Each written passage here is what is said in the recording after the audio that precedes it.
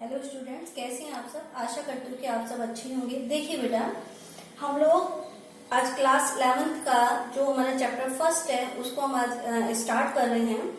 और यहाँ हम बेसिक कंसेप्ट के बारे में यहाँ पर क्या करेंगे, अध्ययन करेंगे कि भाई बायोलॉजी है क्या।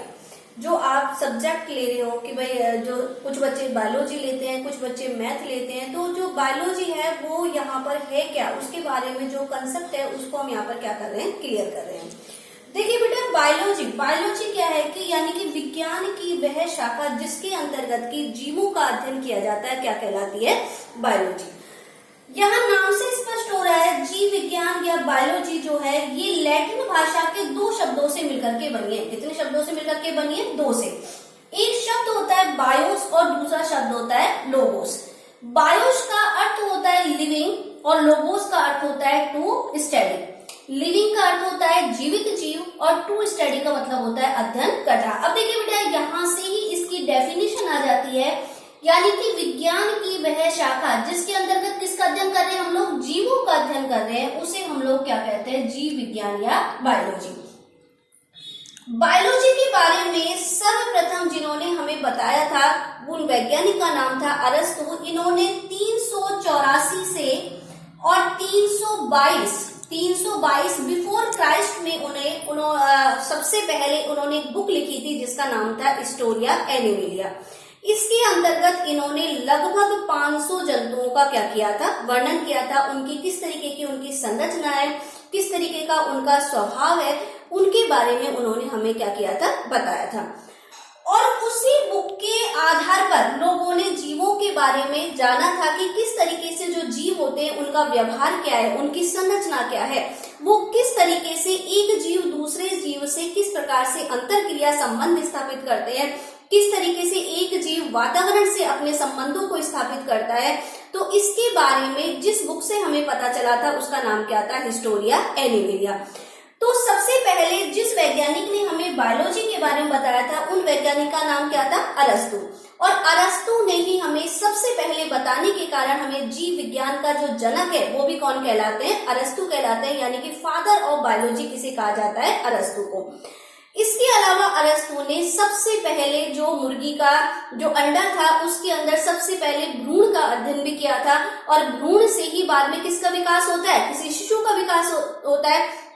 तो सबसे पहले उन्होंने मुर्गी के भ्रूण का अध्ययन करने के कारण जो अरस्तु थे उनको क्या कहा जाता है, जंतु के विज्ञान का जनक भी कहा जाता है, या फिर फादर ऑफ जूलॉजी या फादर ऑफ एम्ब्रियोलॉजी भी कहा जाता है।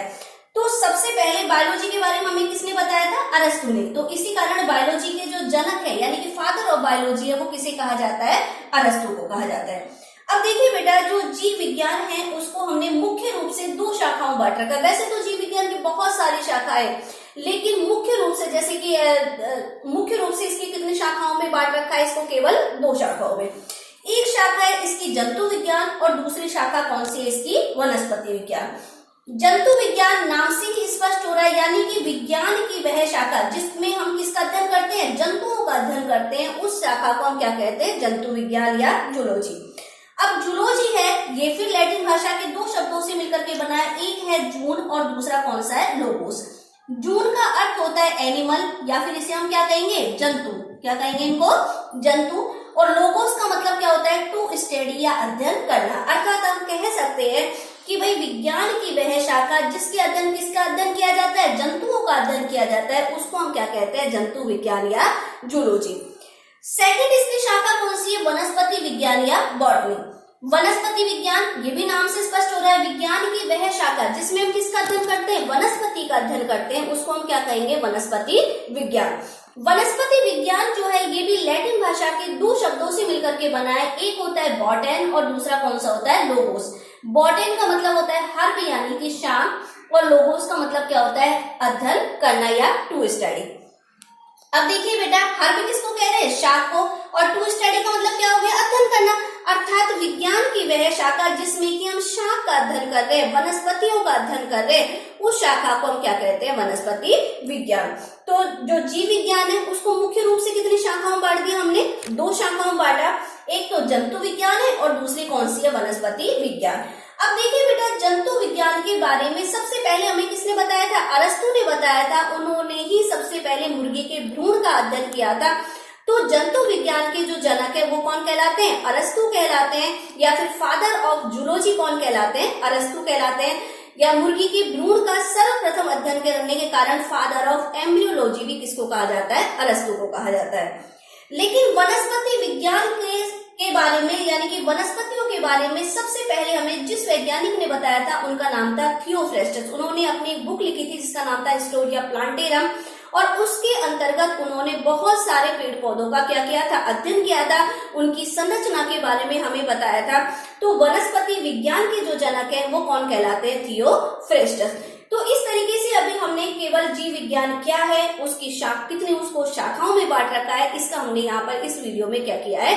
अध्ययन किया है। तो एक बार देखते हैं हम लोग। जीव विज्ञान या बायोलॉजी विज्ञान की वह शाखा जिसके अंतर्गत जीवों का अध्ययन किया जाता है उसे क्या कहते हैं? जीव विज्ञान या बायोलॉजी।